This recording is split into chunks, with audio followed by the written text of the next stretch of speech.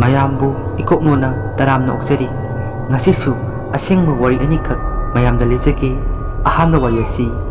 dipana thabirakpa wari amakakni masamakta thokiba thodok amakakni mayam wari asi taminasi haina myange famda haijari mayamna tabda nungainaba mawongda wari asi lijari wari asi da aina semdum sajanba yaujade aihakti mahakki mahut sinduna lijaba kakni wari asi taminasi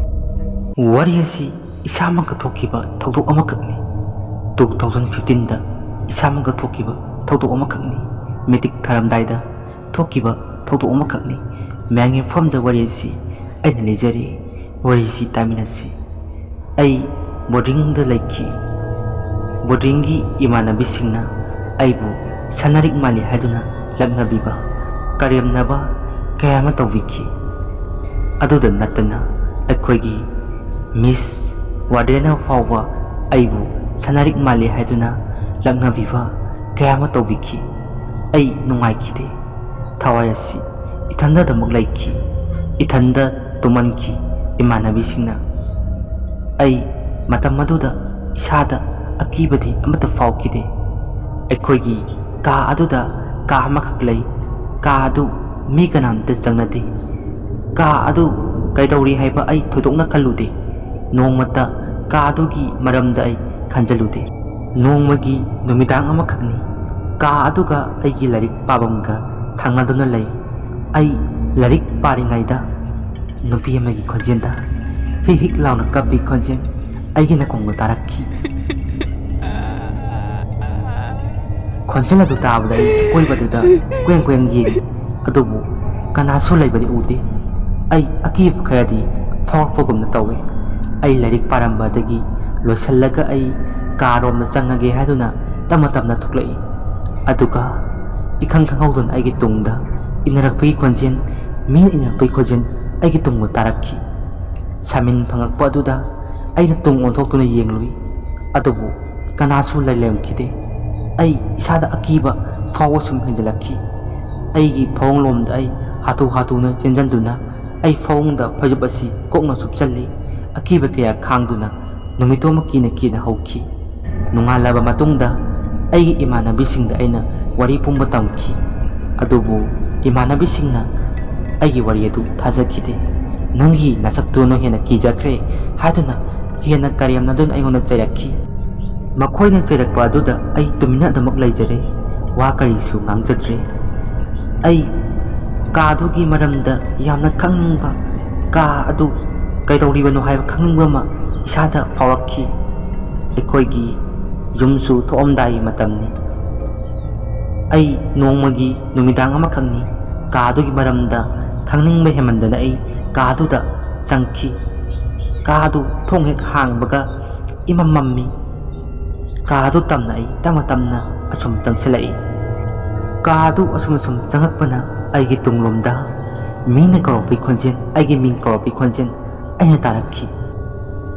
Dipa khonjela du tabada aina tung ontotuni yenglui adugadi musik muba onthok wangma aigi imangmakda leptuna layongki masak adu yengbada ai kiningai oiraba saktamni ai khudakta wanthaduna takki aina gyan tarakpada imanabisingna aibu laikat aduna layamki wari pumbado mokoida leikhide aingonda hanagumna karyamna nakani khanduna aina loisanduna thamki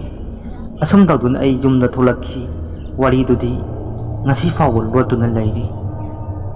ka aduda kari lairi kari thokli haibadi ai khangde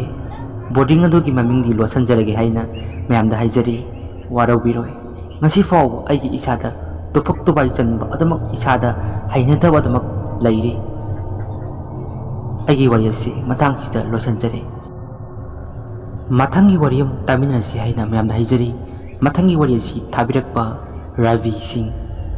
wari asi su masamaga thokiba thodok amakhakni mayamna tabda nungaina mawongda wari asi lijari aina su mamangda haijakre wari sing asi aina sindum sajanba yaujade aihakti makhoi mahut sinduna lijaba kakni mayam wari si punna taminasi wari asi isamuga thokiba thodok amakakni ningsinglubada ngasi fawa tu chumli mayam wari si taminasi aidi wari libazu ibazu haijate soikiba ngakhiba yawasu mayam ngakpi kani wari si taminasi aikhoi imagina manau nupi aigina idomcha thoe ikhoigi idomcha gi nupa aigina kaka adu tikar macha tawi mamanaba singa phamduna wari adumuk sandu lei kari wari sanaribano habadi aisu khangde nongmagi numit amakhagni numit adu 2018 March ki chapchabadi aisu kawkhre numit adu aikhoigi kaka adu moirangda water supply saba loisandaba ama sani haitun aigona hairakhi aina mohori oinaba aigona hairakhi aisu yare mafam aduda chatpa yare ai mafam aduda chatpa takhi moirangda water supply saba loisandaba ama lei madu aikhoigi kakana saba loisani haiduna mystery kharaga aiga aigoni khara hal oiba mohori amasu yawe aina pupu kaure adam mioi khara tuga aikhoi kaka pulap mafam aduda chatki mafam adu yamna chawi yam chi misu ta tade ai mafam adu yengbada adumak faje mafam aduda lampak ajowa masulai lampak aduda angang mayam hek bon sanai aidi bon adu pambalina marak bon sanaba yengba adumak thoi nongmagi numidang amakhagni aisu phone da Facebook payambadagi YouTube da film ka kay yengduna adumak lairi aduga mohori aina pupu thoe pupu dusu radio da lela taduna adumak lai aduga thabak suba mioi sing adudi pakhang macha naha khara yawbanina mobile na wari sanaba adumak tawduna lai aisu phone adu jengambadagi adumak tumthakre asum tawdun nungalaba mamatungda ai thabak adu yengsalami aduga angang mayamna bon sanaba adu jengami asum tawduna numit taramdai da ai sorokda kwa chaba thoami dukan fambi itaima amakhangni itaima kwa amta laujage itaima dun hayaki ibongo nangdi swai gi mi sumande kara taino nangbo aina itaima aise adigi lakjabane moirang sida asigi water supply se saba loisandaba se ase khoigi kakana sab loisanba ado aina mohori oina laijabane itaima duna o adagi ore ado itaima wam haige itaima hayo asigi water supply se matang kuina saba loisandaba water supply ni asida khana jainaba thokibadagi mioi ama sikhibane ado mathi phongwa namita hek tamnai haibani nang khara cheksaluko itaima na sum haibani da ki ganuda aina itaima hoi haduna kwadu charaga ai lambi adu lai aina khalli kari no ngasa itaima haido chumjalani hosik matamdabo as khangdreda hadun aina akoigi mafam adu sum changai godang adu yawada ai isada akibadi adamak fawri ngasai gi itaima na harakpa wari adu chumjala haduna ai khanu adam lairi ahingdo ma angakpani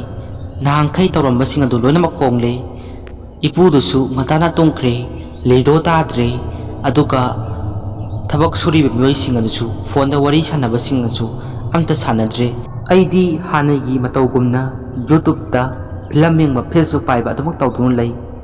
asum tawringai tanja asidani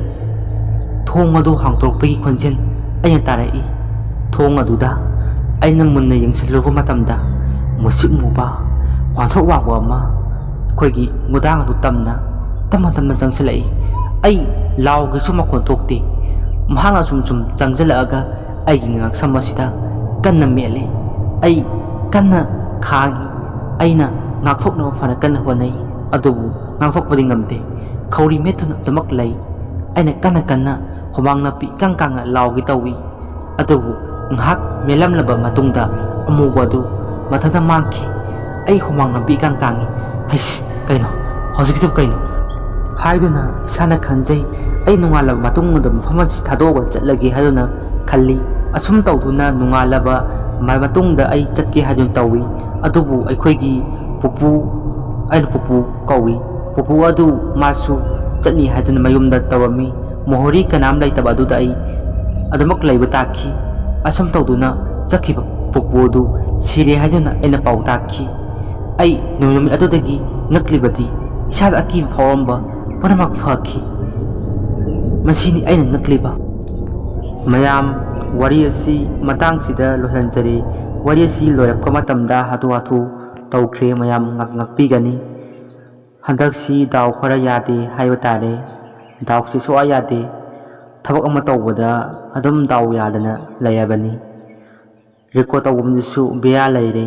ꯁꯤ ꯇꯧꯖꯔꯤꯕꯁꯤ ꯐꯣꯟꯗ direct record ꯇꯧꯕꯅꯤꯅ background ꯑꯁꯤ ꯂꯥꯡ ꯃꯈꯣꯟ ꯇꯥꯕꯁꯤꯗ